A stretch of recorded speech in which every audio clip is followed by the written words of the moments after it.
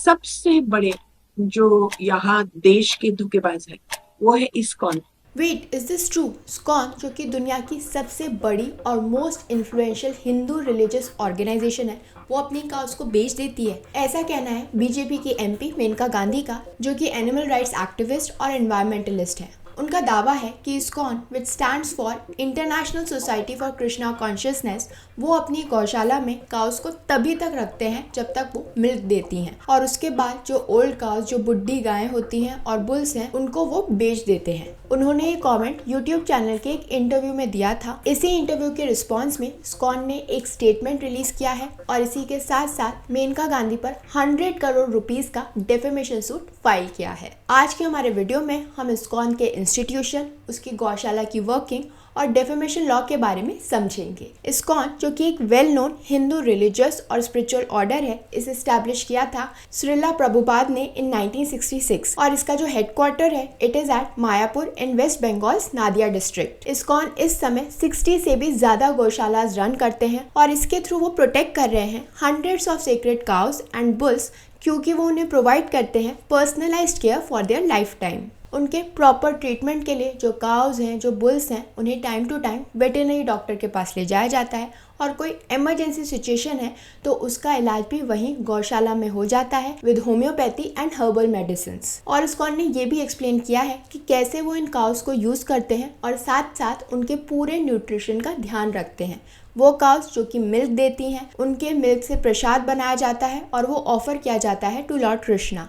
लेकिन उनका जो मिल्क है वो तभी यूज होता है जब जो बछड़े हैं उन्होंने सफिशिएंट मिल्क पी लिया है और उसके बाद जो दूध बचता है उसे बच्चों में, सीनियर सिटीजन्स में बांट दिया जाता है या फिर उसका प्रसाद बना के लॉर्ड कृष्णा को ऑफर किया जाता है। अगर हम उन काउस की बात करें जो कि बुढ़ी हो गई हैं और दूध नहीं दे पाती हैं, तो उनका जो काउडंग है, जो गोबर है, उसे यूज किया जाता है for biogas plant, manure, cow dung cakes as fuel, soap powder, tooth powder, घनवंती and incense. Cow urine is used for distilled cow urine, pesticides and manures. अगर हम बुल यानी बैल की बात करें तो भले ही जो बैल होता है वो दूध नहीं देता, लेकिन फिर भी जो इस्कॉन के लोग हैं वो उसे यूज करते हैं for ploughing the fields, extracting oil in oil mill, flour mill, transportation within the farm, animal driven prime movers for water pumping application. ISKCON की गौशाला की वर्किंग के बारे में डिटेल में जानने के लिए मैंने रेफर किया है यूट्यूब चैनल माय आश्रय को, जिन्होंने उस वीडियो के अंदर डिटेल में बताया है कि कैसे वहाँ की जो गायें हैं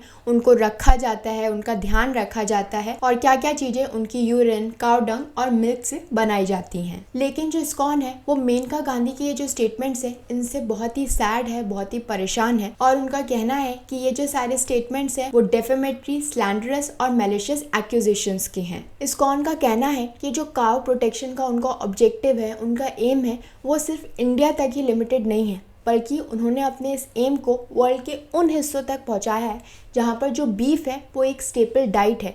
और ऐसे में जब ऐसे कमेंट्स आते हैं तो ये बहुत ही दुख की बात है। इस्कॉन इस समय 60 गौशाला रन करता है, प्रोटेक्ट करता है hundreds of sacred cows and bulls और उन्हें प्रोवाइड करता है personalised care for their life time. I hope कि अब आप लोगों को समझ में आ गया होगा कि इस्कॉन की जो ये पूरी कंट्रोवर्सी है जिसके बारे में मेनका गांधी ने ऐसे स्टेटमेंट्स दिए थे वो पूरी है क्या, और उसके रिस्पॉन्स में उन्होंने एक डेफेमेशन सूट फाइल कर दिया है। ये डेफेमेशन क्या होता है इसके बारे में डिटेल में हम आगे इसी वीडियो में समझेंगे, तो ये वीडियो लास्ट तक देखिएगा। और अब हम बात कर लेते हैं इस्कॉन की फिलॉसफी की। इस्कॉन, जो कि एक गौड़ीय वैष्णव हिंदू रिलीजियस ऑर्गेनाइजेशन है, जिसे 1966 के अंदर प्रभुपाद जी ने फाउंड किया था, और इस्कॉन के जो मेंबर्स हैं they are commonly referred to as Hare Krishnas. ये जो पूरी रिलीजियस ऑर्गेनाइजेशंस है it is based on the teachings of Bhagavad Gita and Shrimad Bhagavatam, which are two of the most important scriptures in Hinduism. ISKCON हमें ये सिखाता है कि लाइफ का जो अल्टीमेट गोल है वो है to develop love of God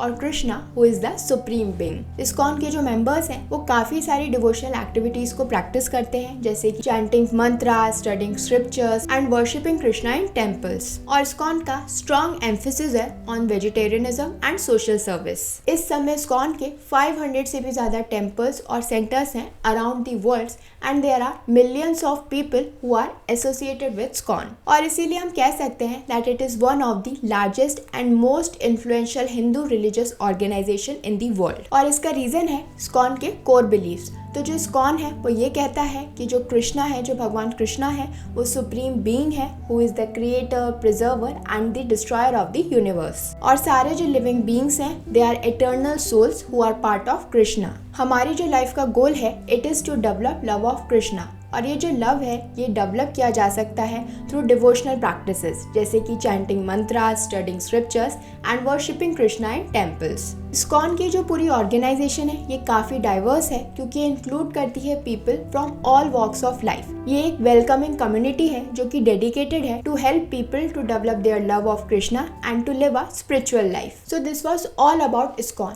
अब हम बात कर लेते हैं डिफेमेशन लॉ की। तो इस्कॉन ने जो मेनका गांधी है उनके अगेंस्ट एक 100 करोड़ रुपीस का डिफेमेशन सूट फाइल किया है। अब ये जो डिफेमेशन होता है ये दो तरीके का होता है, एक होता है सिविल डिफेमेशन, एक होता है क्रिमिनल डिफेमेशन। अगर हम सिविल डिफेमेशन की बात करें तो इट इज़ अ टॉर्ट। इसका मतलब होता है कोई भी civil wrong that gives rise to a private lawsuit. Civil defamation case के अंदर जो प्लेंटिफ है उसको प्रूव करना होगा कि जो डिफेंडेंट है यानी वो पर्सन जो कि स्टेटमेंट दे रहा है वो स्टेटमेंट फॉल्स है और कम्युनिकेट किए गए हैं टू अ थर्ड पार्टी, जिसकी वजह से जो उनकी रेपुटेशन है वो खराब हो रही है। और अगर वो पर्सन जो है सक्सेसफुली इस बात को प्रूव कर देता है देन इन दैट केस उस पर्सन को डैमेजेस मिलेंगे जैसे कि monetary compensation for their lost income और इमोशनल डिस्ट्रेस। अब हम इसे एकदम सिंपल वे में समझ लेते हैं। ए और बी दोनों फ्रेंड्स हैं। ए ने कोई भी स्टेटमेंट अगर बी के बारे में बोली और वो सिर्फ बी को बोली है तो इस केस में कोई भी डिफेमेशन नहीं होगा क्योंकि ए ने ये स्टेटमेंट किसको बोली, बी को बोली, और वो जो स्टेटमेंट थी वो बी के बारे में ही थी, तो इसे हम डिफेमेशन नहीं कह सकते। लेकिन हाँ, अब क्या हो रहा है, ए, बी और सी ये तीन लोग इसमें इन्वॉल्व हैं। ए ने बी के बारे में कोई गलत बात जो कि ट्रुथ नहीं थी वो किसको बोली, वो सी को बोली। तो इससे क्या हुआ, अब ये जो स्टेटमेंट हो गई वो डेफेमेटरी स्टेटमेंट बन गई क्योंकि अब इसके अंदर एक थर्ड पार्टी भी इंक्लूडेड है।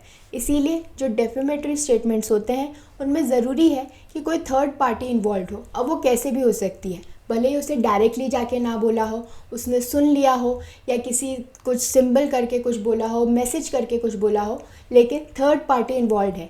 यानी दो लोगों के बीच की जो बात है, जिस पर्सन के बारे में आप एक गलत स्टेटमेंट या डेफेमेटरी स्टेटमेंट बोल रहे हो वो किसी थर्ड पर्सन सुन रहा है तो उसे क्या बोलेंगे, तभी हम उसे डेफेमेटरी स्टेटमेंट मानेंगे।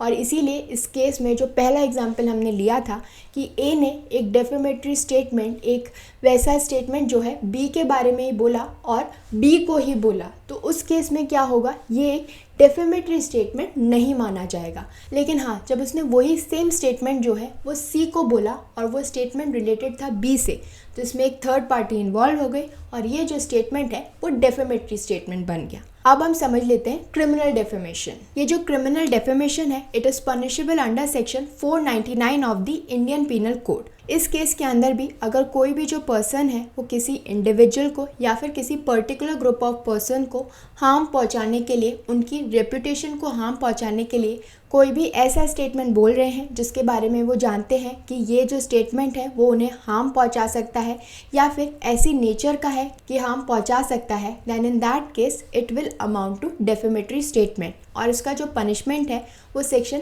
500 ऑफ आईपीसी के अंदर गिवन है, which is simple imprisonment for up to 2 years और अ फाइन और बोथ, यानी 2 साल की जेल और फाइन। लेकिन ये जो डेफेमेटरी स्टेटमेंट्स होते हैं इसके अंदर भी काफ़ी सारे डिफेंसेस अवेलेबल होते हैं। यानी अगर आप कोई भी ऐसा स्टेटमेंट बोल रहे हो जो कि सच है और जो पर्सन ये बात कह रहा है वो इस बात को प्रूव कर सके कि उसने जो भी बोला है वो सच है, तो उसे डेफेमेटरी स्टेटमेंट नहीं माना जाएगा।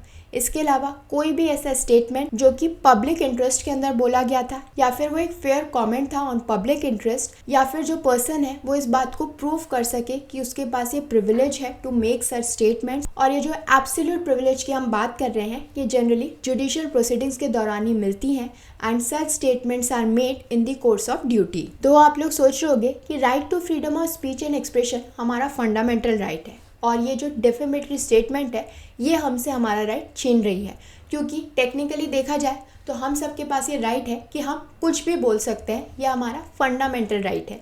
लेकिन इसके ऊपर भी कुछ रिस्ट्रिक्शंस हैं और इसलिए ज़रूरी है कि डेफेमेटरी स्टेटमेंट्स और freedom of speech and expression को बैलेंस किया जाए। आई होप कि अब आप लोगों को समझ में आ गया होगा कि इस्कॉन कैसे काम करता है, उसकी पूरी कंट्रोवर्सी क्या थी और ये जो डेफेमेटरी स्टेटमेंट्स होते हैं ये होते क्या हैं। इसी टॉपिक के बारे में अगर आप अपने व्यूज शेयर करना चाहते हैं तो please use the comment box and please do like share and subscribe to my channel. Thank you.